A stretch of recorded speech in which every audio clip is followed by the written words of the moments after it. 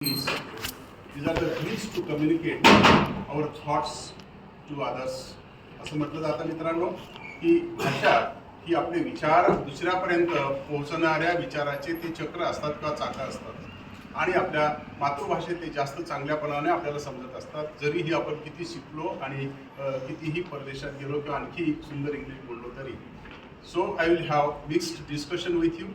Basically, primarily I will be discussing in English and also in Marathi.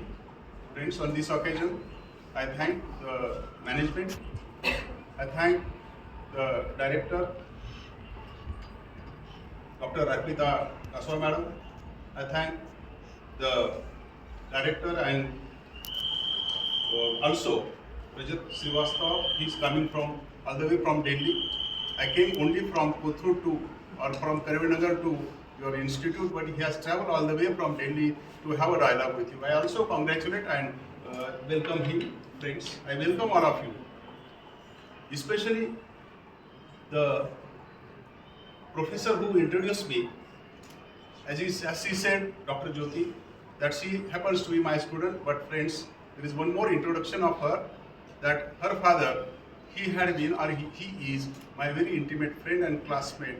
We are together for last 47 years, and therefore there is a further attachment with her family, and I really amazed and to see her here in this STEAM institute. Friends, on this backdrop, let us come to today's subject. What is today's subject? As Arpita madam had asked you a question just now. She has asked you a question, what is special day? But you have answered half only. You have said that today is Constitution Day. Friend, it is not only Constitution Day. This is 75th Constitution Day. Friends, in English it is called Platinum. In Marathi मध्ये त्याला अमृत महोत्सवी वर्ष असं म्हणतात आणि हिंदीत त्याला भारत सरकारनं आझादी का अमृत महोत्सव असं म्हटलेलं आहे. हे वर्ष भारत सरकारने या भारतीय राज्यघटनेचा जो अमृत कुंभ निर्माण झालेला आहे त्याच्यासाठी भारतभर त्याचं सेलिब्रेशन करायचं ठरवलेलं आहे. The bar council of India, which is the apex body for we lawyers, and the bar council of Maharashtra and Goa, that is the apex body for the state level, they have also decided to celebrate this year as the 75th celebration of commencement of the Constitution of India. And friends, this has a special meaning, and I really congratulate this STEAM Institute for undertaking this exercise so as to make you all aware as to why we are here today and how to celebrate this Constitution Day today. And therefore I congratulate this institute. I'm really thankful for giving me this opportunity to share my views with you on this auspicious day. In the course of your syllabi or syllabus, in due course of time, you learn the Constitution. The contents you learn. The contents will be taught to you in hereafter, and for the whole practice like me, you'll be knowing the Constitution well. Today I'm not going to share with you. Today I'm not bothering you about the contents of the Constitution. What the Constitution contains, this is the matter of your professors, they will teach you. But today I'm going to discuss you how this Constitution came into existence, how this natural fabric of the emotions of the all Indians, they came into existence. जर मराठीत सांगायचं तर जसं मित्रांनो आपल्याकडे देवाने आणि राक्षसाने येऊन ठरवलं की आपण समुद्र मंथन करूया आणि त्या समुद्र मंथनातून वेगवेगळी रत्न आपल्याला बाहेर पडतील, तसं ह्या भारतीय राज्यघटनेचं घटना समितीमध्ये अमृत मंथन झालं आणि त्याच्यातून हा अमृत कुंभ निर्माण झाला. हा अमृत कुंभ म्हणजे भारताची राज्यघटना. This we are going to discuss how it came into existence. Usually we say that Indian Constitution and the Republic of India will last for eternity. It will be in existence forever. Till the sun shines and the moon shines, Indian Constitution will be in force. Indian Republic will be in existence. आपण असं म्हणतो नेहमी की जोपर्यंत चंद्र सूर्य आहे यावत चंद्रौ दिवा करोति, Indian Constitution will be in force. Why? Is it only for the sake of saying so? It's not. The Constituent Assembly and the makers of the Indian Constitution, the forefathers of the Indian Constitution, they were so wise, they were so intelligent, and they were having so pragmatic approach to constitution making that they have then only designed, formulated, crystallized and made this constitution which is everlasting for eternity, that I am going to discuss. भारताची राज्यघटना मित्रांनो अशा प्रकारची आहे की ती शेकडो काय हजारो काय ती युगे युगे राहणार आहे. जोपर्यंत चंद्र आणि सूर्य आहे तोपर्यंत भारतीय संघ राज्य राहणार आहे आणि भारताची राज्यघटना राहणार आहे. आपण फक्त हे काही फक्त भाषणापुरतं म्हणायचं नाही. आपले जे घटनातज्ञ होते, घटना समितीमध्ये 250 वकील होते, 75 बॅरिस्टर्स होते, ह्या सगळ्या लोकांनी 2 वर्ष 11 महिने 18 दिवस आणि सलग 114 दिवस बसून 60 देशांची राज्यघटना लक्षात घेऊन आपला हा अमृतकुंभ निर्माण केलेला आहे. We are going to discuss today how this constitution has been made. The time limit has been given to me of 1 hour. Madam has said that you have to follow the strict rule of 1 hour, but I am lawyer. I will interpret that rule of 1 hour that starts from now. Not from the beginning of the session, but from the I am standing here. There from 1 hour I will take to discuss with you. And I beg pardon of Professor Dr. Rajat for this also. But we have to do justice on this auspicious occasion. Friends, for Hindus, Diwali. For Muslims, there are different religions. There are different celebrations. For Christians, there are different celebrations. Each religion has got its own book, religious book, and its own celebration. But for all Indians, there is a secular celebration. There is a secular book. There is a holy book. Only one book for all Indians. One may be Hindu or Muslim or Christian or Parsi, whoever he is, the only book and the holy book is the Indian Constitution. The Constitution is therefore holy religious book of India. This is applicable to all, and this is to be prayed by all of them, because till Constitution is there, I am here. Because of the Constitution, I am here. Because of the Constitution, you are here. Had there been no Constitution, friends, within short time, as happens in our neighboring countries like Pakistan and other countries, there would have been no democracy and no rights to the citizens. Therefore, Constitution is said to be the guardian of the fundamental rights and rights of the Indian citizenry. That is the importance of the Indian Constitution. This Constitution and the contents thereof. But there are articles and there are various provisions and there are various schedules. You will discuss in your 5 years course or 3 years course hereafter. I am not going to share with you those contents. I am going to share with you how this Constitution came into force, how this Constitution has been crystallized, and what is the book of the Constitution. This entire story we will discuss for 1 hour hereafter. And friends, to commence our discussion, I will say the background of this Constitution of India. This Constitution of India came into force at the hands of the Constituent Assembly. You will ask me a question, what was this Constituent Assembly? Like friends, today you ask a question, where from Indian Contract Act comes? Where from any law comes? And your answer is Parliament. We say that so-and-so decision has been delivered by the Supreme Court. So, source of the interpretation of law is Supreme Court. Source of the law is Parliament. And where from Parliament has come? Where from the Supreme Court has come? And the originator of the Supreme Court and that of the Parliament is our esteemed holy book, that is Constitution of India. And therefore, the Constitution of India is the basic book. This is the basic aspect of the Indian life. And therefore, in the agenda of today, students or the teachers, they have written, Constitution is not merely lawyer's document. There is the reference. It is not lawyer's document. It has been written here that it is not lawyer's document only. It is the fabric of the Indian multicultural aspect. And to understand this, let us go to the root cause first, and then we'll have the different spectrum and different colors in this paragraph. First, why this Constituent Assembly? Where from this Constituent Assembly came? कुठून आली ही घटना समिती?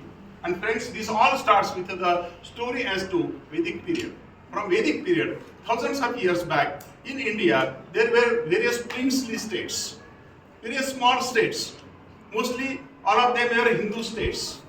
And they were having their own states, and sometimes there is different battles amongst them, and they were having their peaceful existence. But the matter started deteriorating, especially with the invaders, and most of them they were Mughals. They have started invading India. All Indian states, they were always peace loving. They never intended to extend their boundaries beyond the ancient India. But the invaders, Mughals, Muslims, they invaded India and they started encroaching upon various parts of India. Not only this, but the Indian soil being rich. त्याला हिंदीत सोने की चिडिया असं म्हणायला लागले जगामध्ये. And they, all the world found, and this is the very richest part of the world in culture as well as in its integrity. Then different people, after Muslim invaders, they started coming in India. Especially English people, French people, Portuguese people, all of them, they started coming to India. And in the year 1600, East India Company was founded. It was found in England. There were 216 rich businessmen in India. They applied to, under the leadership of James Watts, to the Queen Elizabeth, and they got the grant and the permission to trade with India. They came to India and they had their own establishment in India. When they had their own establishment in India, they wanted to trade with India. But this trade ultimately became the ruling India. त्यांना त्या काळाच्या ओघात असं जाणवलं मित्रांनो, अरे ह्या भारतामध्ये फक्त व्यापार कशाला करायचा? भारत इतका श्रीमंत देश आहे, इथे इतकं मोठं कल्चर आहे की आपण आता ह्या देशावरती राज्यच करूया. That company which came for only trading purpose thereafter became the ruling company. And ultimately we went into under the control of the British Parliament and the British Empire. We became part of the British Empire. But the Indian patriots, they immediately started their independent movement, and especially all of you know from your history, in the year 1857 there was Battle of Independence. As a consequence of Battle of Independence, the English people, English Parliament, the English King, they realized, yes, now hereafter there shall be independence given to the Indians. And the process started of transferring the rule from British Empire to the Indians. But the Indians, they were very insisting. They claim we want independence, but we don't want simple independence. We want independence with our own constitution. To control India, to control Indian administration, we want Indian constitution, and that should be drafted by ourselves. We will draft that constitution. That is why, friends, when you are reading this preamble, you must have seen, understood the last part. It says, we do hereby adopt, enact and give to ourselves. Who made the constitution? We made the constitution. Who has written the constitution? Who has given the constitution? And who has accepted the constitution? We, the people of India. Therefore, that adopt, enact and give to ourselves has these three meanings: that we have drafted, we have prepared, we have accepted, and we have given by one hand to other hand. This is the beauty of the Indian constitution. This is not there in any constitution in the world. I will discuss in the course of the discussion. And when the demand for independence was going on, first thing was done was to give the birth to the Constituent Assembly. When Constituent Assembly was to be constituted, then there were different proposals given by the British Parliament. However, Indian patriots, they rejected all of them. They said nothing else than our own state, independent state, and constitution to be drafted by ourselves only. Ultimately, the word Constituent Assembly was first time uttered in the year 1934 by Manovendra Rai, who was a communist leader. भारतामध्ये आम्हाला घटना समिती पाहिजे, राज्य घटना समिती पाहिजे असा शब्द उच्चार 1934 साली मनवेंद्र राय नावाच्या एका कम्युनिस्ट लीडरने केलेला होता. And thereafter this process started. When this process started, in Ranchi conference of Swaraj Party, they again demanded, we want independent India, and for this purpose we want the Constituent Assembly. Ultimately, Indian National Congress also demanded constitution of the Constituent Assembly. Accordingly, there was a cabinet mission plan provided by the Parliament of England. when there was cabinet mission plan of 1946 that provided for the establishment of constituent assembly. भारताला राज्यघटना करण्यासाठी, भारतीय राज्यघटना करण्यासाठी अशा प्रकारची घटना समिती नेमावी असं त्या कॅबिनेट मिशन प्लॅन 1946 च्या द्वारे ठरवण्यात आलं. And accordingly there were elections held in the month of July 1946. In the month of July 1946, elections were held for the post of members, the members of the Constituent Assembly. Members of the Constituent Assembly, they were elected, but elections were different. Today, we have got adult franchise. You all have voted in this election, but then in the election of the Constituent Assembly, such was not the adult franchise. Only those people who were holding properties, who were paying income tax, property taxes, they alone could vote. And with their voting, the members of the Constituent Assembly were elected. In this Constituent Assembly, as it was to be constituted and elections were held in the month of July 1946, there were together 389 members to constitute this assembly, out of which 292 were to be elected. 93 members were to be sent by the princely state. आपले जे राजे रजवाडे होते ते, they sent 93 representatives, and 4 representatives were from the different commissionerates under the British control and the British possessions. Accordingly, 292 plus 93 plus 4 is equal to 389 was the total membership of the Constituent Assembly then constituted. The elections were held in the month of July 1946 and the assembly was taken place in the month of November 1946. When all these people were elected, to your surprise, there were 250 members who were the lawyers. ज्यांनी घटना तयार केली, जो हा अमृत कुंभ निर्माण केला, त्याच्यामध्ये 250 वकील होते, 75 बॅरिस्टर्स. This was the galaxy of the people. This was the battery of the intelligent people then in India, and they assembled together in the Parliament House on 9th December 1946. The first meeting of this Constituent Assembly took place on 9th December 1946 in Delhi in the Parliament House.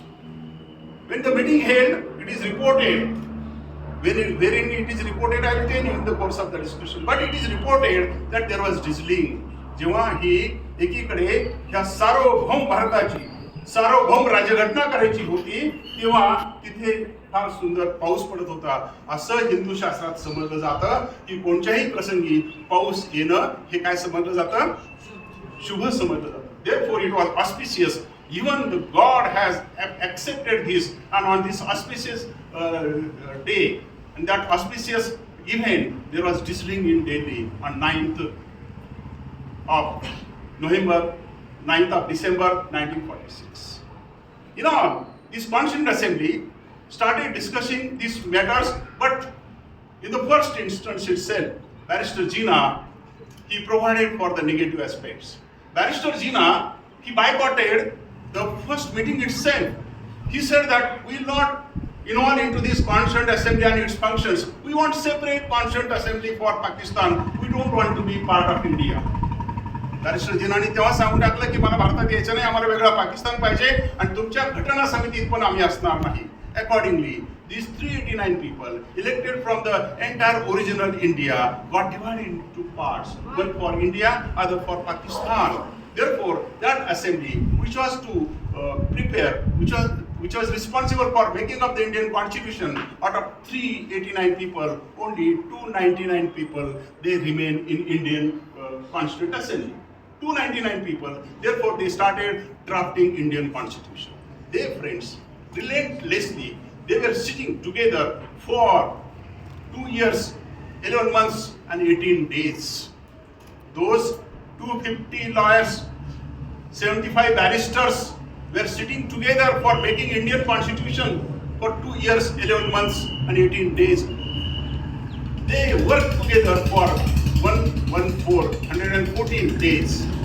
In doing so, they consulted 60 countries' constitutions so as to suit this newly born Indian state, this newly born democracy, ही जी नवीन लोकशाही जे भारत जन्माला आलं, हे बालक जन्माला येण्यासाठी 60 देशाच्या राज्यघटनेचा आपण अभ्यास केला.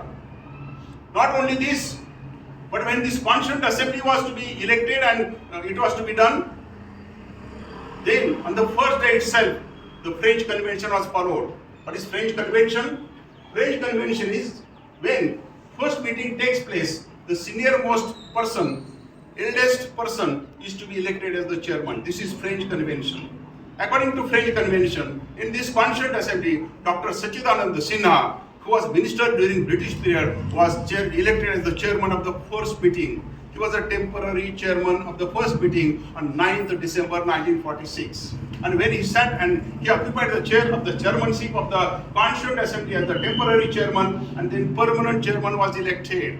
And permanent chairman is, and he has been Dr. Rajendra Prasad. Dr. Rajendra Prasad, he was made permanent chairman of the Constituent Assembly. And there was assistant and vice chairman, Mr. Mukherjee, along with this Constituent Assembly function till 26th November 1949. Therefore, first day was 9th December 1946. The last day was 26th November 1949. In between these, we have to discuss what happened in between these. And in between these now, these various people, various personalities, they discuss constitutions of various countries. Especially in this constitution, it was thought fit to guide this galaxy of the people, battery of the excellent, intelligent people. There shall be some advisor. मित्रांनो, 250 वकील, 75 बॅरिस्टर्स, 299 भारतातले तेव्हाची इतकी मोठी माणसं, सरदार वल्लभभाई पटेल यांच्यासारखी जी ज्येष्ठ माणसं होती, यांना पण सल्लागार नेमायची वेळ आली. तुम्हाला मला सल्लागार नेमलं तर ठीक आहे, आपल्याला कोणतरी सल्ला देईल. Advice was to be given to whom? Advice was to be given to 250 lawyers, 75 barristers, and those towering personalities in the Constituent Assembly. There shall be such a towering person. इतक्या मोठ्या माणसाला सल्ला देणारा माणूस कसा असला पाहिजे? And accordingly, Sir B.N. Rao, he was appointed as the constitutional advisor to the Constituent Assembly. You'll ask me a question, sir, who was this Sir B.N. Rao? And it is said that the people, the academicians, the academia, the advocates, they just neglected this great human personality. I will tell you in one sentence who was this Sir B.N. Rao, who was the constitutional advisor to such people. He advised Nehru, he advised Rajendra Prasad, he advised Sarvapalli Radhakrishnan, he advised Dr. Ambedkar. He was the advisor of all people. जे आज आपण सगळ्यांचे photo पाहतो मित्रांनो, यांना सल्ला देणारा पण एक माणूस, तो किती मोठा असेल. आणि he was sir B.N. Rao. I will say and share with you who was sir B.N. राव. मित्रांनो, आपण एका आयुष्यामध्ये वकील होतो, प्रोफेसर होतो, कवी होतो, लेखक होतो, आपण धन्यता म्हणतो. I am great person, I have done this, I am a poet, I am a lawyer, I am जज, and we are happy. This one person, he has lived about 10 lives. एकाच आयुष्यात 10 आयुष्य जगणारा हा माणूस होता. I tell you in few words. Sir B.N. Rao. Who was Sir B.N. Rao? Sir B.N. Rao, he was ICS officer. At that time, त्यांनी इंग्लंडमध्ये जाऊन ते ICS झालेले. Then he came in India, and at Kolkata and nearby, he was the collector of the district. Then he became the minister in J&K state. Then he became judge of the J&K High Court. Judge पण झाले, collector पण झाले. Thereafter, minister पण झाले. And thereafter, he drafted Constitution of Burma. त्यांनी ब्रह्मदेशीची राज्यघटना पण लिहून दिली. Thereafter, he became the constitutional advisor to the Indian Constitutional Committee. And thereafter, when India became independent, he was the Indian judge, first to become judge in International Court of Justice at Hague. In one life, he lived 10 sort of lives. असे ते कोण? Sir B.N. Rao. He was the constitutional advisor to this Constituent Assembly. बघा काय या असेंब्लीचा जर का आपण एक डोळ्यासमोर फक्त आणून बघा, डोळे बंद करा आणि ठरवा. अरे राजेंद्र प्रसाद बसले, जवाहरलाल नेहरू बसलेत, सरदार वल्लभभाई पटेल बसलेत, लालबहादूर शास्त्री बसलेत, आणि आज आपण ज्यांना पूज्य मानतो डॉक्टर आंबेडकर बसलेत. असे सगळे 299 लोक बसलेत आणि हे ग्रस्त त्यांना सल्ला देतात. बघा काय परिस्थिती. This was the beginning of this Constituent Assembly. This was the great personality involved. आणि मग डॉक्टर आंबेडकर. होच आंबेडकर का आपण वेळोवेळी डॉक्टर आंबेडकरांचं नाव घेतो? Why we say and call him as architect of the Indian Constitution? Why we say he is a father of the Indian Constitution?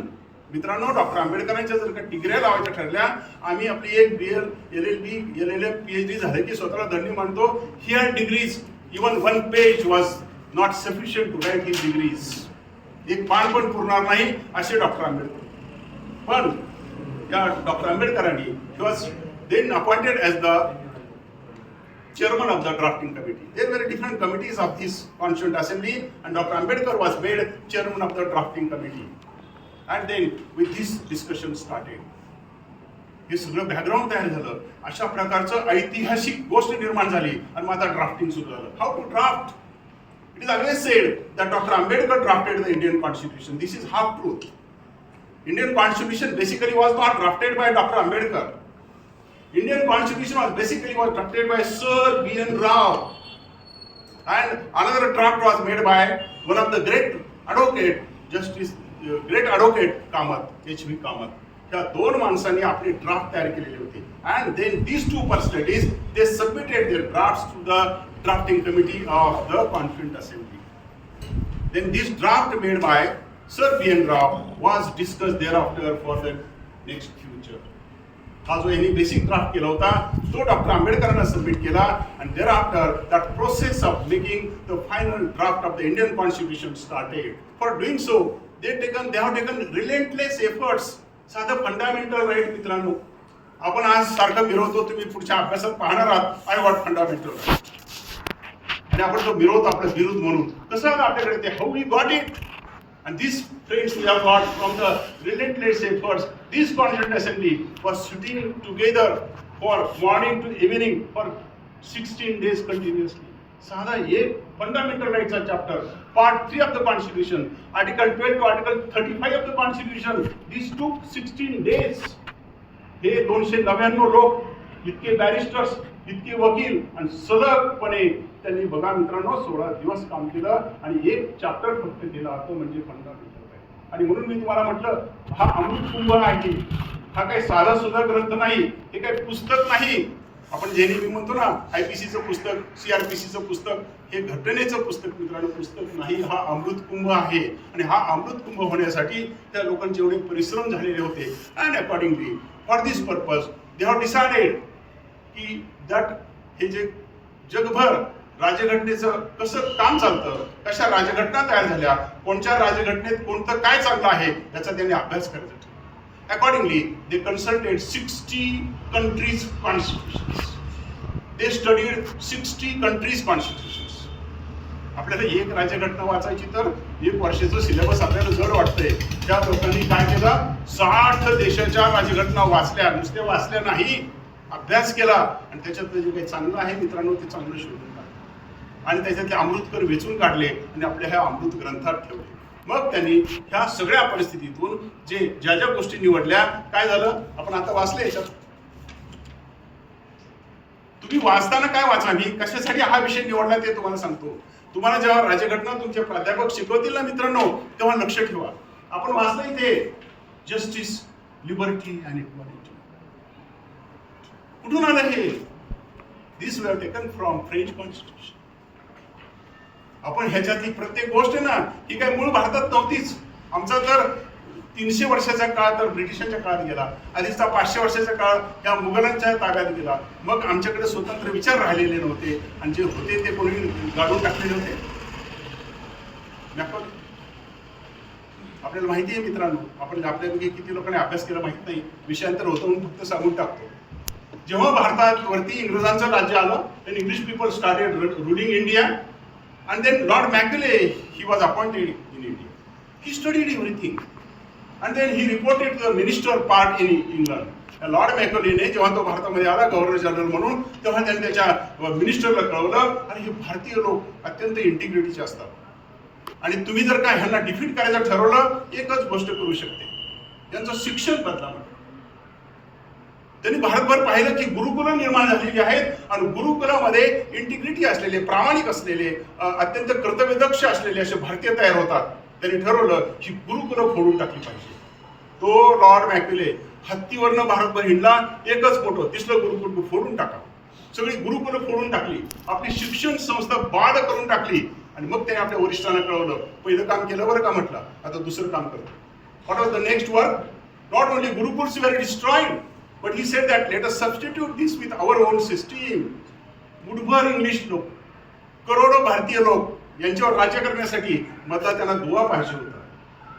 किती लोक होते इंग्लिश लोक? हजारांनी होते. भारतीय लोक करोडोनी होते. हे हजारो इंग्लिश लोक करोडो भारतीयांच्यावरती कसं राज्य करणार? आणि मग त्यासाठी त्यांनी सांगितलं आता यांची शिक्षण संस्था बदलून टाका. गुरुकुलं नष्ट झाली, मग त्यांनी तिकडून त्यांची एज्युकेशन सिस्टीम आणि त्यांना काय करायचं होतं? कारकून तयार करायचे होते. दुर्दैवाने भारत स्वतंत्र झाला तरी आम्ही कारकुनी शिक्षण काय सोडलं नाही. This is regret. System which he introduce then only for the benefit of the English people, we continue it today. But हा आपला थोडा अवांतर विषय होता, पण तरीही ह्या सगळ्या परिस्थितीमध्ये मग ड्राफ्टिंग ऑफ द कॉन्स्टिट्यूशन सुरू झालं. 7 कॉन्स्टिट्यूशनचा विचार झाला. जगात वेगवेगळ्या ठिकाणी काय काय आहे. Sir B N Rao travel throughout the world. त्यांनी वेगवेगळ्या देशांना भेटी दिल्या आणि प्रत्येक देशाच्या चीफ जस्टिसला भेटले, लोकांना भेटले, ज्येष्ठ वकिलांना भेटले. त्या देशामध्ये काय काय चांगलं आहे सगळं चांगलं घेऊन आले आणि इथे डिस्कशन करून आपल्या ह्या भारतीय राज्यघटनेमध्ये घालण्यात आलं. जसं चांगलं घातलं ना मित्रांनो, तसं वाईटही आलं. कारणास्तव for some reason there impelling and compelling circumstances some such things were also to be required to be included in this Indian constitution. One of the instances as to internal emergency. Weimar Constitution of Germany was consulted. जर्मनीच्या कॉन्स्टिट्यूशनला Weimar constitution होते. Weimar constitution of Germany was consulted and the provisions regarding internal emergency were also forward and included in our constitution. In the year 1975, we have seen people, in my life I was a student like you, we have seen emergency. I'll discuss in the end of the discussion. But that has been also included in the Indian Constitution. With this, Indian Constitution was being drafted and ultimately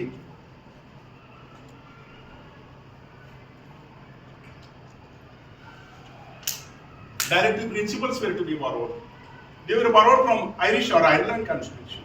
See the beauty of the thought of the Indian framers of the Constitution. बघा मित्रांनो, आपण आपले आई वडील आपल्याला किती हुशार वाटतात. त्यांनी आपल्यासाठी घर घेऊन ठेवलं, गाडी घेऊन ठेवली, शेती घेऊन ठेवली, आपल्याला हुशार वाटतात. पण ह्या लोकांनी आपल्या 150 कोटी आणि पुढे किती होतील माहित नाही, ह्या सगळ्यांना शेवटपर्यंत पुरणारे रिसोर्सेस निर्माण करून ठेवले. They were knowing in due course of time the next batch generation of the politicians will not be competent. आपल्याकडे पात्र आणि लायक राजकारणी राहणार नाहीत हे त्यांना आधीपासून माहित होतं. They knew beforehand and therefore they said that this newly born democracy in the hands of the incompetent people, then what will be the fate of the Indian citizenry, and therefore they included part 4 in the constitution. आपल्या राज्यकर्त्यांच्या हातामध्ये आम्ही भारताचा कारभार देऊ. Then they shall be guided by some principles and accordingly they included the next part, that is part 4 in article 36 to article 51 of the constitution, called as directive principles of state policy. How the politicians shall control India, they are also given and guidance. इथून पुढे 1000 वर्ष 10,000 वर्ष जर का भारत देशामध्ये कारभार चालायचा असेल तर आपल्या येणाऱ्या राज्यकर्त्यांच्या पुढच्या पिढ्या लायक असतील का नसतील, त्यांनी कसं काम करावं हे त्यांनी तेव्हाच सांगू टाकलं. That is the beauty of the directive principles of state policy. And then they have decided that hereafter not only constitution should be there, but there shall be the independent judiciary. Otherwise the politicians for their personal ends will destroy and control this constitution of India. जर का हे यासाठी आपण स्वतंत्र न्यायसंस्था ठेवली नाही तर काय होईल? हे स्वार्थी राजकारणी न्यायसंस्थेवरती अतिक्रमण करतील आणि घटनेवरती ताबा मिळवतील. And therefore they also thought fit and they have designed independent judiciary. आपण आज म्हणतो स्वतंत्र न्याय संस्था. Why for? कशासाठी पाहिजे स्वतंत्र न्याय संस्था? This was designed by Dr. Babasaheb Ambedkar and those different towering personalities in the Constituent Assembly so as to have independent judicial system. आणि अशा पद्धतीनं हा भारताचा कुंभ निर्माण करण्यात आला आणि शेवटी सगळं तयार झालं. Ultimately it was drafted. Various articles were drafted, 395 articles were drafted, 8 schedules were drafted, 22 chapters were drafted, and that was a book. What is to be done? Printed. पुस्तक तयार झालं की शेवटी काय होतं? printing. But all 299 people thought that there shall be no printing. They said there shall be handicraft, handwritten constitution. How many of you know, friends, की आपली जी मूळ कॉन्स्टिट्यूशन आहे ना, our original constitution, it is not printed, it is handwritten. आपला जो मूळ ग्रंथ आहे त्याला मी ग्रंथ म्हणतो, त्याला मी होली बुक ऑफ इंडिया म्हणतो, that is handwritten. It is calligraphic italics handwritten. That is handwritten Holy Book of India. And that was written. Question was at that time, how many of you know in our original constitution, Chhatrapati Shivaji Maharaj picture is there? Do you know? आपल्या मूळ भारतीय राज्यघटनेमध्ये भारत महाराष्ट्राचा अख्ख्या महाराष्ट्राचं काय भारताचं दैवत असणाऱ्या छत्रपती शिवाजी महाराजांचं चित्र आहे, फोटो आहे.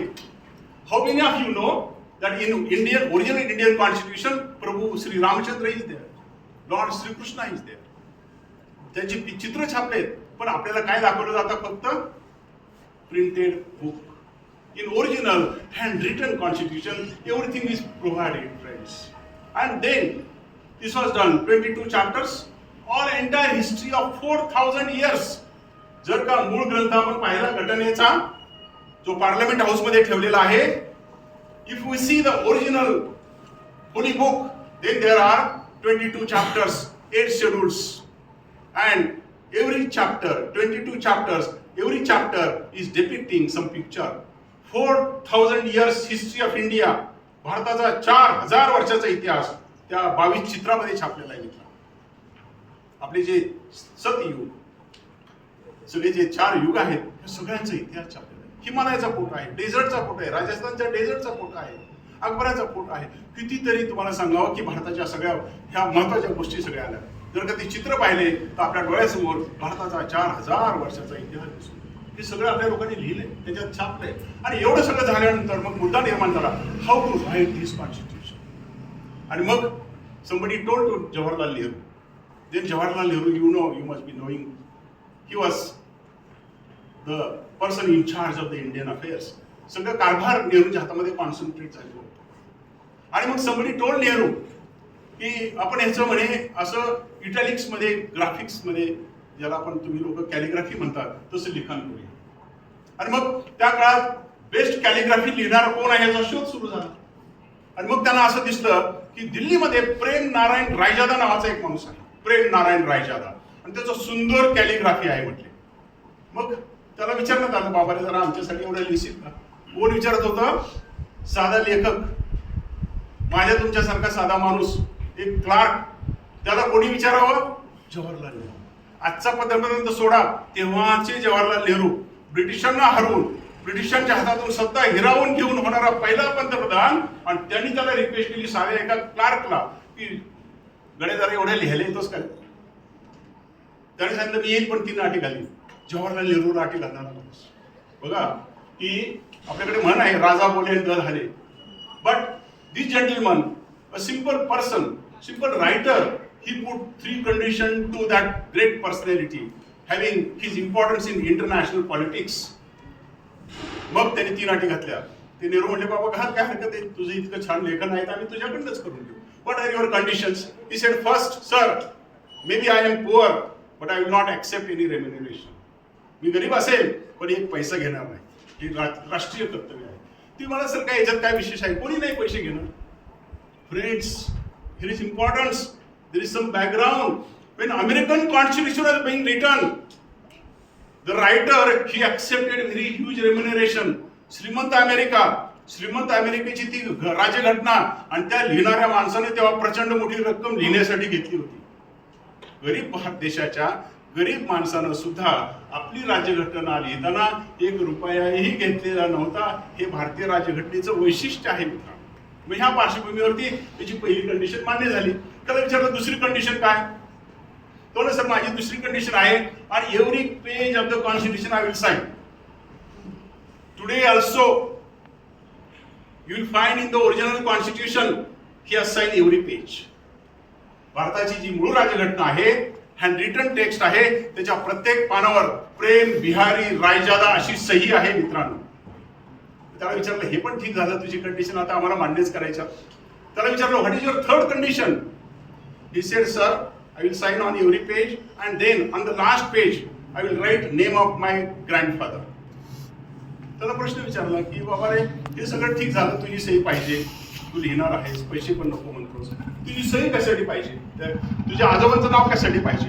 ही said sir in my early age of life when I was a small boy I lost my parents. माझे आई वडील दोघे वारले. I was an orphan and I was brought up by my grandfather, that's brother's father. His name was Saxena. He said की माझं बालपण सगळं त्यांच्या घरात गेलं, त्यांनी मला आईच्या आजोबांनी म्हणजे आईच्या वडिलांनी मला सांभाळलं and that he has brought me up.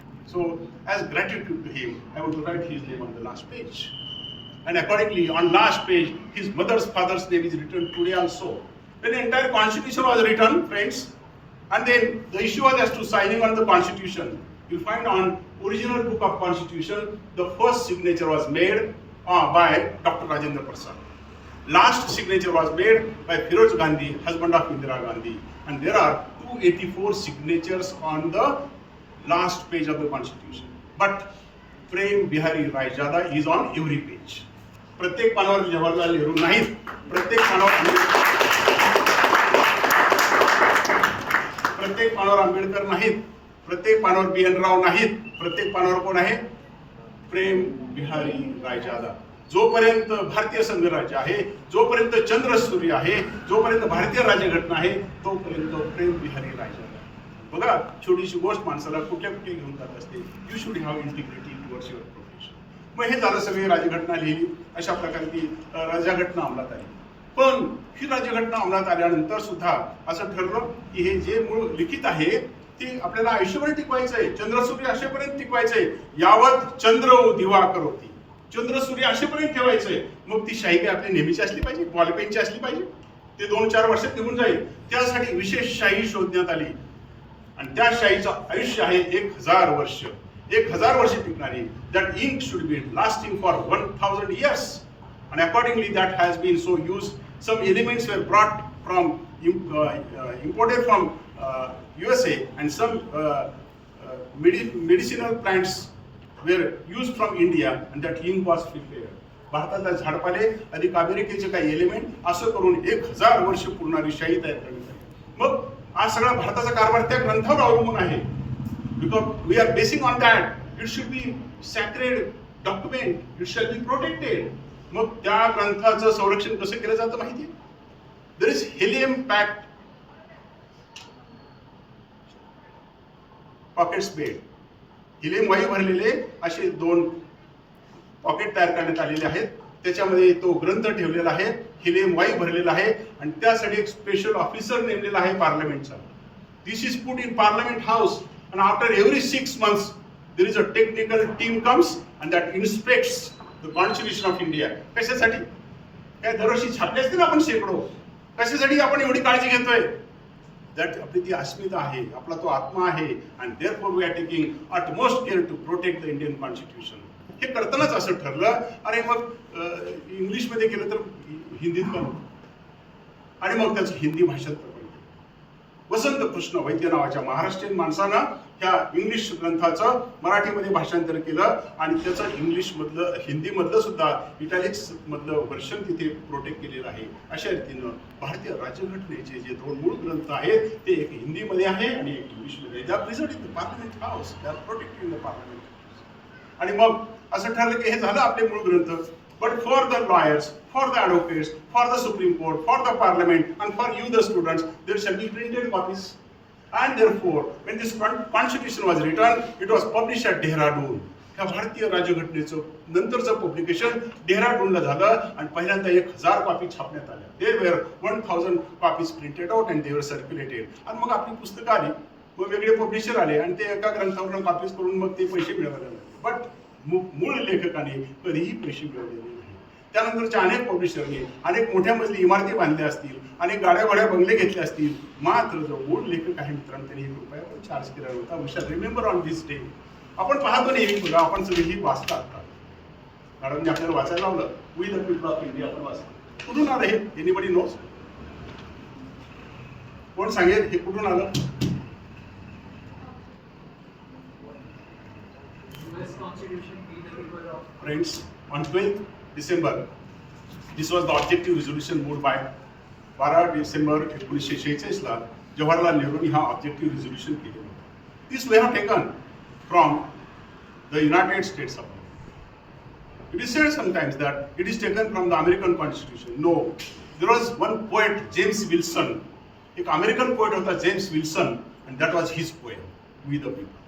And We the People was the poem written by James Wilson, the American poet, and therefrom we have taken this preamble, at least the format of the preamble. And different parts are taken from different constitutions in the world. This constitution was written. Once this constitution was written, the maximum work, the tireless exercise was done by Dr. B.R. Ambedkar. Hence he is called as father of the constitution. He is called as architect of the constitution. But after elections were held in the year 1951, when Constituent Assembly was constituted, 9th December 1946. When this was adopted, 26th November 1949. When India became independence, 1947. But at that time elections were not held. घटना आली, राज्य झालं, स्वातंत्र्य मिळालं, पण ह्याच्या ज्या पार्लमेंटच्या elections असतात, when parliamentary elections were held in the year 1951 and in the year 1952 first parliament came into existence. From 1949 to 1952 there was a gap. Who was the prime minister? Who was the parliament? What was the parliament then? And who was making law for India? Are you getting me correctly? मित्रांनो, तुम्हाला मराठी सांगतो की 9 डिसेंबर 1946 ला घटना समिती आली. घटना समितीचं काम सुरू झालं.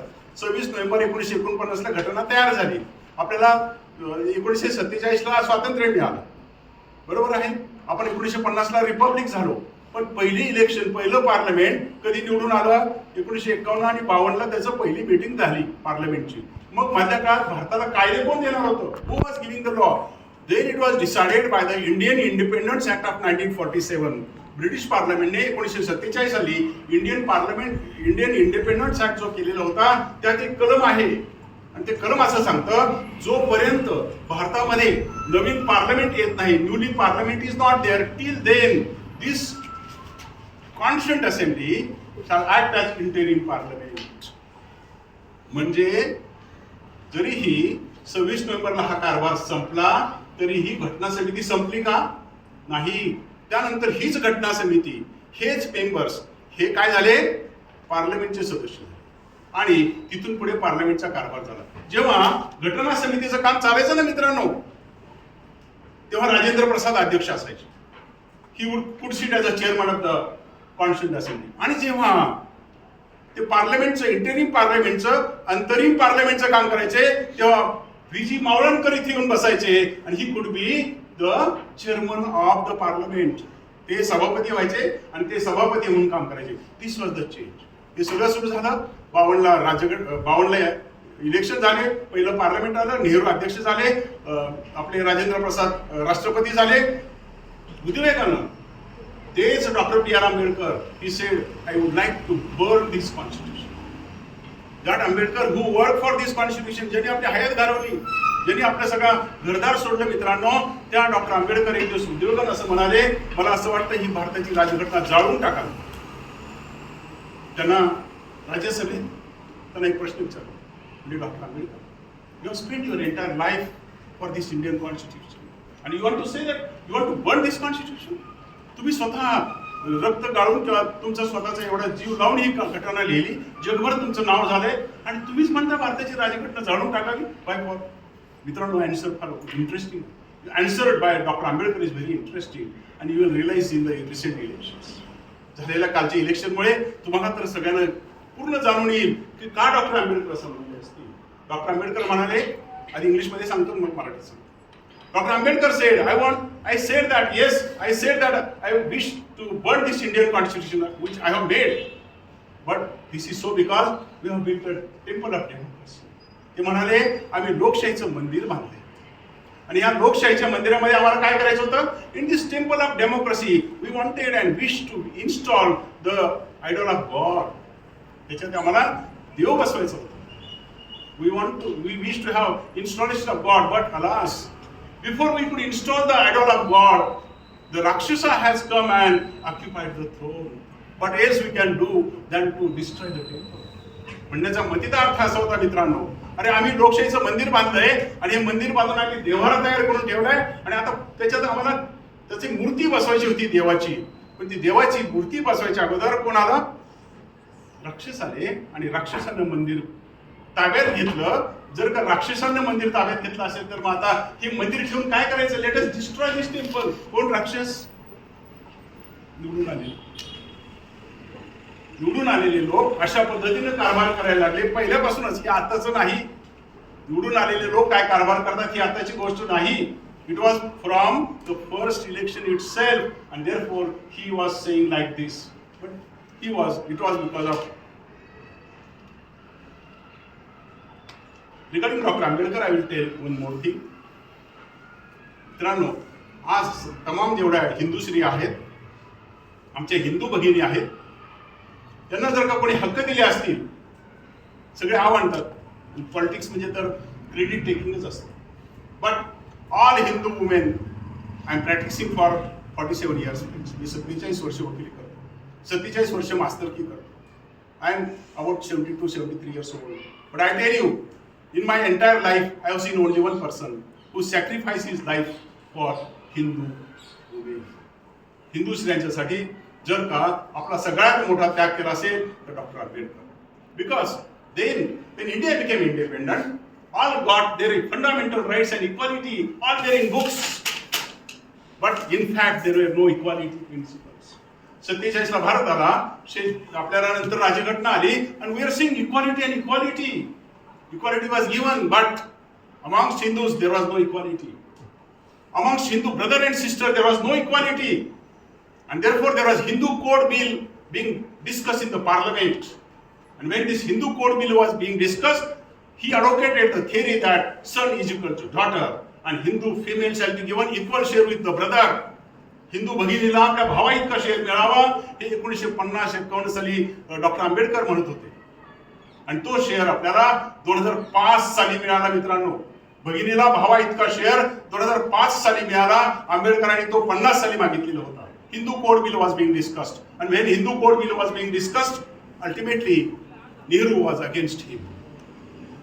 अत्यंत प्रॅग्मॅटिक, अत्यंत छान विचाराचे, जगात आपलं साम्राज्य गाजवलेले, अत्यंत हुशार आणि डिस्कवरी ऑफ इंडिया सारखा इतका मोठा ग्रंथ लिहिलेले नेहरू मात्र इथे त्या भगिनीसाठी पुढे येत नव्हते.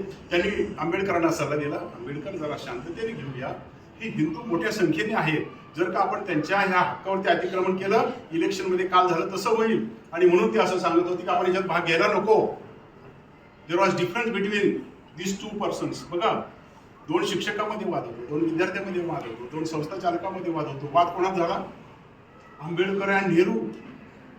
बघा किती मोठी माणसं आहेत. आपल्या दोघांचे फोटो आपण लावतो, हातोरे घालतो. त्या दोघांच्या मध्ये वाद झाला आणि मोठ्यांचे वाद नेहमी मोठेच असतात. मित्रांनो, काय झालं तर डॉक्टर आंबेडकरांनी, तेव्हा ते केंद्रीय कायदा मंत्री होते, त्या केंद्रीय कायदा मंत्री पदाचा राजीनामा समोर फेकला आणि सांगितलं, जर का तुम्ही आमच्या हिंदू भगिनीला न्याय देत नसाल तर माझा राजीनामा स्वीकारा. मित्रांनो, साध्या कॉर्पोरेटर होण्यासाठी, साधा सरपंच होण्यासाठी किती आपण जीवाचा आटापिटा करतो. कोणाला नगरसेवक व्हायचंय, कोणाला सभापती व्हायचंय, कोणाला आमदार व्हायचंय, कोणाला खासदार व्हायचंय, कोणाला काय व्हायचंय, केंद्रीय मंत्री. हिंदू भगिनीसाठी, ते हिंदू नव्हते, त्यांनी शेवटी तर बुद्ध धर्म स्वीकारला, आपल्याला माहिती आहे. ते स्वतः हिंदू राहिलेले नसताना सुद्धा, स्वतः बौद्ध धर्म स्वीकारला असताना सुद्धा हिंदू भगिनींच्या प्रेमापोटी त्यांनी काय केलं तर आपला केंद्रीय मंत्री पदाचा राजीनामा दिला. आणि त्यानंतर तो जो इम्पॅक्ट पार्लमेंटवरती राहिला, नेहमी भगिनीच्या हक्काधिकारी डॉक्टर आंबेडकर. 2005 साली शेवटी आमच्या भगिनींना हे स्वातंत्र्य मिळालं आणि आता तो राईट आपल्याला मिळाला. अशा पद्धतीनं अशा ज्येष्ठ लोकांनी काम केलं. मला माहिती आहे की रजत सरांचं लेक्चर सुरू व्हायचंय, मी आणखी थोडा वेळ घेतो विथ हिज परमिशन. ही भारतीय राज्यघटना का टिकली? We say that there is this constitution will remain in force till sun and moon shines. This Indian constitution will be enforced for eternity. का असं मी म्हणतो? Because there is inbuilt mechanism in this constitution. The framers of the constitution were so wise, friends, that they have made inbuilt mechanism. What is this inbuilt mechanism? Say for instance, if there is wound in my hand, what happens? There is automatic healing. आपली जखम झाली छोटीशी मित्रांनो, आपोआप ती बरी होते बऱ्याच वेळा छोटे जखमा. तसं जर का भारतीय राज्यघटनेला अशी छोटी जखम झाली आपोआप बरी होणार. There is automatic system provided.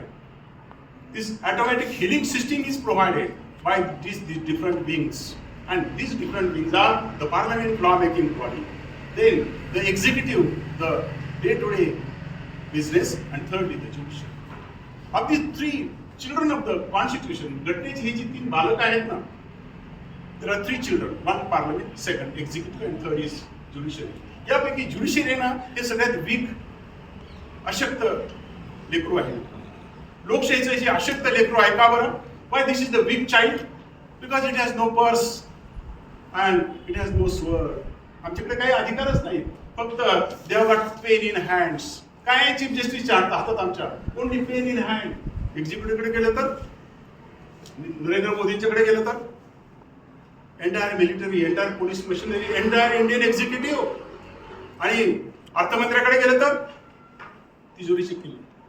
सगळ्या भारताच्या करोडो लाखो करोडो रुपयांच्या किल्ल्या त्यांच्याकडे. ज्युडिशरीकडे काय? तुम्ही पैसे दिले तरच आमचा पगार होणार.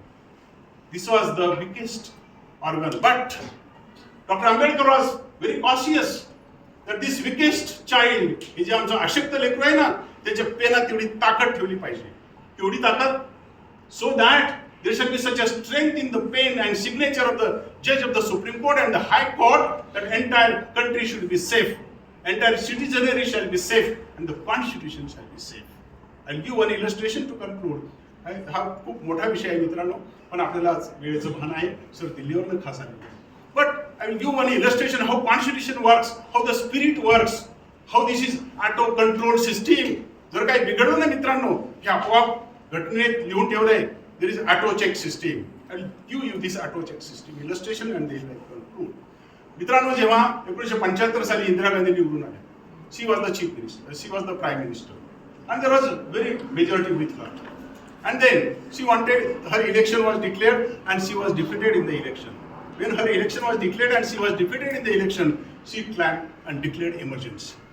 आपल्याला माहिती आहे, when emergency was declared, I was a student life. मित्रांनो, ती इमर्जन्सी मला आठवते, तेव्हा मी नुकताच विद्यार्थी होतो आणि विद्यार्थी होऊन लॉ कॉलेजच्या दरवाजात उभं होतो. Emergency was declared. There was law pass by the parliament, MISA, maintenance of internal security act 75.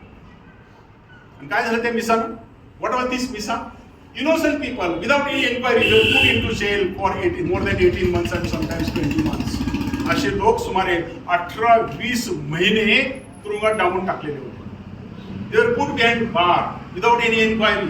आपण म्हणतो fundamental right and habeas corpus article 32 आणि आर्टिकल 226 आणि आर्टिकल 227, नथिंग डुईंग. काही इन्क्वायरी नाही, काही चौकशी नाही. अरे साधा गावातला एक माणूस अरेस्ट केला ना, अख्खं गाव त्या पोलीस स्टेशनला जाताना कोर्टात जातं. Then so many people were arrested, including the opposition leaders. सगळे लोक अरेस्ट केलेले होते. आताचे पंतप्रधानही अरेस्ट केलेले होते. आताचे मुख्यमंत्रीचे त्यांच्या काकू पण अरेस्ट केलेले होत्या. हे सगळे लोक तुरुंगात होते, पण कुठेच चौकशी नाही, पोलीस स्टेशन नाही, कोर्ट नाही, nothing doing, no inquiry, no petitions. And then some people started going to the high courts. 9 high courts declared that yes, this is illegal detention. 9 high courtने निकाल दिला हे इलिगल डिटेन्शन आहे, they should be released forthwith. त्या 9 high courtच्या विरुद्ध सरकारने appeal केलं supreme कोर्टात. That is known as ADM Jabalpur versus Shivkant Shukla. आणि जेव्हा ही केस निर्माण झाली, ADM जबलपूर, ADM म्हणजे additional district magistrate Jabalpur versus Shivkant Shukla, आणि ही केस आली सुप्रीम कोर्टात against 9 high court. What we are thinking? काय कोणाला वाटलं असतं मित्रांनो की जर का कोणची चौकशी न करता तुम्ही हजारो लोकांना डांबून ठेवताय? If those people they are put behind bars without any enquiry, they shall be release with. आपल्या कोणाला वाटेल, even law student will think, I will think, and I also thought then him I was of your age. पण हे घडलं नाही मित्रांनो. In case was listed before the Supreme court.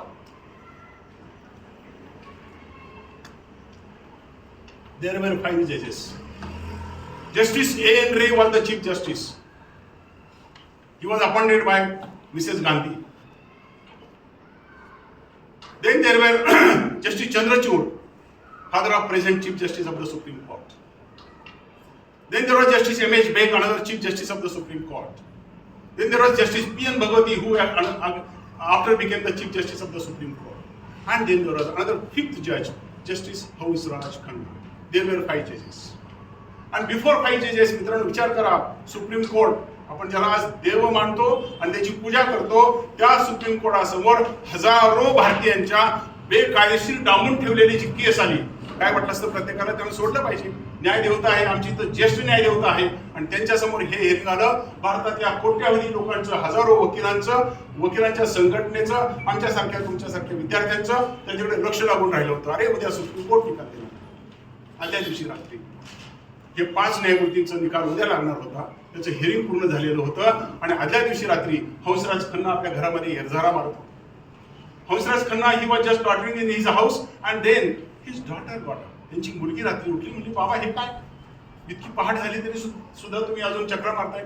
Hansraj Khanna he could not sleep for entire night. Friends, supreme कोर्टाचे न्यायमूर्ती ज्यांच्यासमोर उद्या केस हिअरिंगला येणार होती, ते रात्रभर झोपले नाही. When his daughter asked him, "Father, why you are not sleeping today?" He said, "Look, daughter, I have to make a compromise. I have to make a compromise tomorrow. I have got 2 aspects. Either I will decide this case in favor of Indira Gandhi, and then I will become Chief Justice of the Supreme Court. Or if I decide against her, then my Chief Justice will be lost."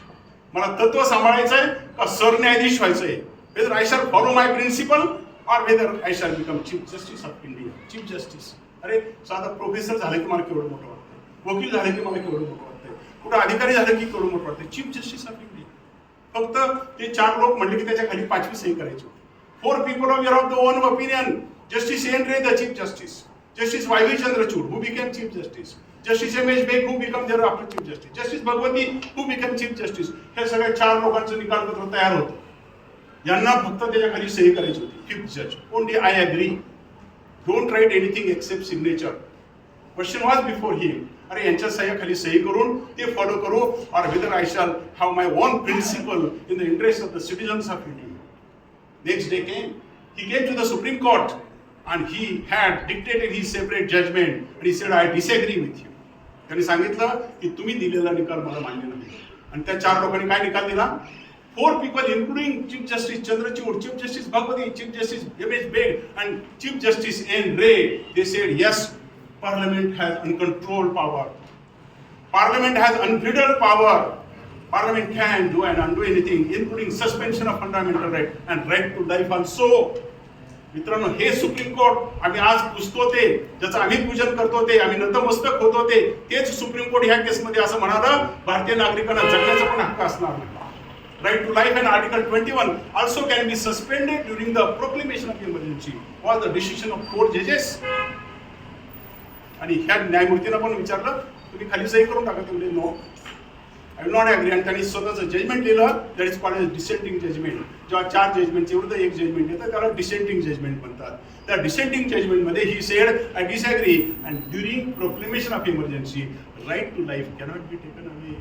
जरीही emergency असली तरी right to life मात्र काढता येणार नाही. हे सगळं झाल्यानंतर तिथे कोर्टासमोर हे 5 जजेस ऐकत होते आणि attorney general of India he came for argument. तुम्हाला आता पुढच्या तुमच्या शिक्षणात तुम्ही पाहाल, अटॉर्नी जनरल म्हणजे कोण असतो?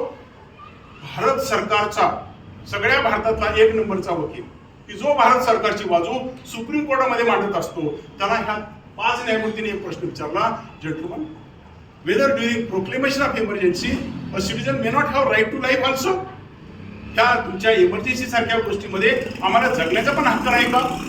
And he very shamelessly said, yes, my lords, there can be no right to life to the citizen during proclamation of emergency. त्यांनी निगरगटपणे सांगितलं, नाही असला कसला हक्क असतो.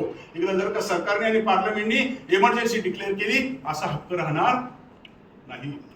मग झालं, त्याप्रमाणे ठरलं. दुसऱ्या दिवशी judgement 4 versus 1. Parliament can do anything. Right to life can also be taken, and people will not have right to life. Even Article 21 can be suspended. This is said to be most unfortunate judgment. Supreme court आतापर्यंत आलेल्या निकालपत्रामध्ये सगळ्यात unfortunate judgement कुठलं जातं? I will not say I am the obedient servant of this judiciary, and मी ह्या न्याय संस्थेचा एक पाईक आहे मित्रांनो. बेनिफिशरी आहे, लाभार्थी आहे. तरी पण कंटेम्प्ट ऑफ कोर्ट नावाची गोष्ट लक्षात घेऊन मी असं म्हणू इच्छितो की नंतर एक सिरीज आली ती सुप्रीम कोर्टामध्ये. ती सिरीजचं नाव होतं नानी पालखीवाला मेमोरियल लेक्चर सिरीज. ती नानी पालखीवाला मेमोरियल लेक्चर सिरीज, तिथं सगळ्यांची भाषणं झाली होती आणि त्या भाषणामध्ये भारताचे एक सरन्यायाधीश असं म्हणाले, हे सुप्रीम कोर्टाचं एकमेव असं निकालपत्र आहे that deserves to be put in dustbin.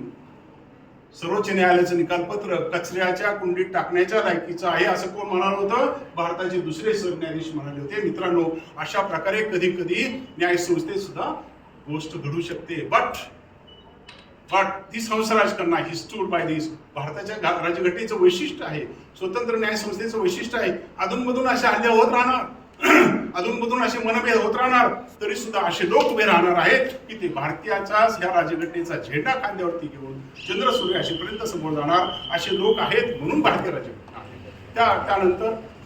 त्यानंतर पुढे एनरे रिटायर झाले. सगळे सरन्यायाधीश झाले. एम.एच. बेग सरन्यायाधीश झाले, भगवती सरन्यायाधीश झाले, वाय.व्ही. चंद्रचूड सरन्यायाधीश झाले, सगळे सरन्यायाधीश झाले. यांना मात्र सरन्यायाधीश करण्यात आलं नाही. त्यांना ड्यू असून सुद्धा सरन्यायाधीश करण्यात आलं नाही. म्हणजे आपल्या तत्वाशी त्यांनी तडजोड केली नाही आणि आपलं सरन्यायाधीश पण सोडून दिलं. फ्रेंड्स, विथ दिस त्यांनी ती केस निकालात निघाली. पण त्यानंतर भारतामध्ये न्यूज ब्लॅकआउट होता. न्यूज ब्लॅकआउट म्हणजे काय? भारतात एकही वर्तमानपत्र छापलं जात नव्हतं. कुठेही ह्या बातमीची एवढीशी सुद्धा गोष्ट छापून आली नाही मित्रांनो. पण न्यूयॉर्क टाइम्स नावाचं आंतरराष्ट्रीय वर्तमानपत्र आहे, त्या न्यूयॉर्क टाइम्स मध्ये अर्धपान बातमी छापून आली. भारतात कुठेही काही छापलं नाही. न्यूयॉर्क टाइम्स मध्ये अर्धा पान बातमी छापून आली आणि त्या अर्धा पानामध्ये लिहिलं होतं, if at all in future there is temple of democracy constituted and constructed then idol of Hansraj Khanna shall be installed. यदा कदाचित उद्या जर का भारतामध्ये लोकशाहीचं परत मंदिर आलं, यदा कदाचित जर का लोकशाहीचं मंदिर पुन्हा बांधलं गेलं, त्यात कोणाची मूर्ती बसवा? हंसराज खन्ना. जगभर दखल घेतली गेली. आजही आपल्याला ते 4 न्यायमूर्ती लक्षात राहत नाहीत, लक्षात राहतात हंसराज खन्ना. त्यांनी शेवटी एक पुस्तक लिहिलं आणि संपवलं मित्रांनो आजचं भाषण. त्यांनी ह्या सगळ्या शेवटी आयुष्यात एक पुस्तक लिहिलं, नायदर रोजेस नॉट थॉट्स. जरूर वाचा मित्रांनो, neither roses are not thoughts. त्यांनी सांगितलं, मी असं केल्याबद्दल, मला चीफ जस्टिस नाही मिळाले त्याबद्दल मला काहीही खंत नाही, मला गुलाबाई मिळाले नाहीत आणि काटेही मिळाले नाहीत. I lived my on life. Friends, हे सगळं संपवत असताना एक वाक्य वापरतो आणि संपवतो. ह्या घटना समितीमध्ये 15 भगिनी होत्या. अमेरिकन घटना समितीमध्ये एकही भगिनी नव्हती. आणि ह्या 15 भगिनीमध्ये देवायनी वेदा युधन नावाची दलित महिला होती साऊथची. त्यांनी एक वाक्य लिहिलंय, ते सांगतो आणि संपवतो. त्यांनी असं वाक्य लिहिलंय, as lord Shrikrishna has parked himself in the pages and verses of the Bhagavad Gita, likewise Dr. Ambedkar has parked himself in the pages and articles of the Constitution of India. जसं आपल्याला भगवद्गीता वाचताना पानापानातून कोण दिसतं? भगवान श्रीकृष्ण दिसतात. जसं आपल्याला भगवद्गीता वाचताना प्रत्येक श्लोकातून कोण दिसतं? श्रीकृष्ण उवाच, श्रीकृष्ण दिसतात. तसं घटना वाचताना पानापानातून कोण दिसतं? Doctor B.R. Ambedkar. Friend, this is the Indian Constitution and making of the Indian Constitution. This is a very lengthy subject. But in your library, you must be having that 6 volume of constitutional debates. B. Shivarao नावाचे ग्रस्त होते. त्या B. शिवारावांनी constitutional डिबेटचे 6 ग्रंथ लिहिले. त्या 6 ग्रंथामध्ये मी जे सांगितलंय हे सगळं पूर्णपणे डिटेलमध्ये सांगितले आहे. 10,000 पानामध्ये त्यांनी हे सगळं लिहिलेलं आहे. कोण होते B. Shivarao? He was brother of sir B.N. राव. एकाच कुटुंबात 3 लोक जन्माला आले. Sir B.N. राव मी तुम्हाला सांगितलं. B. शिवाराव ते लोकसभेचे सदस्य होते, मंत्री होते आणि त्यांनी हे असा मोठा ग्रंथ लिहिला. आणि तिसरे होते त्यांचे बंधू, ते म्हणजे गव्हर्नर, रिझर्व्ह बँकेचे पहिले गव्हर्नर. एकाच कुटुंबामध्ये इतकी मोठं माणसं जन्माला आली आणि भारत हा अशा रीतीनं माणसाच्या बाबतीत समृद्ध देश निर्माण झाला. Friends, with this I conclude. I am very much thankful to the institute and the dignitaries of this college for inviting me here and giving me this opportunity on this auspicious day. मी स्वतःला सद्भाग्य समजतो की आजच्या ह्या छान दिवशी किंवा आपल्या भारताच्या दृष्टीने महत्त्वाच्या दिवशी मला इथे येण्याची संधी मिळाली, आपल्याशी संवाद करण्याची संधी मिळाली. मित्रांनो, मी पाहिलं की आपल्यापैकी बरेच जण ग्रामीण भागातले आहेत. मगाशी मयूर नावाचा आम्हाला शिरूरचा मुलगा भेटला. खरं तर शिरूर तुला जवळ आहे बा.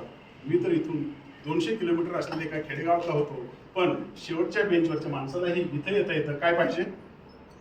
आपल्याकडे ॲबिलिटी पाहिजे, आपल्याकडे कष्ट पाहिजे, एक्झर्शन पाहिजे. Then friends, you can travel from the last bench to the dais. Thank you.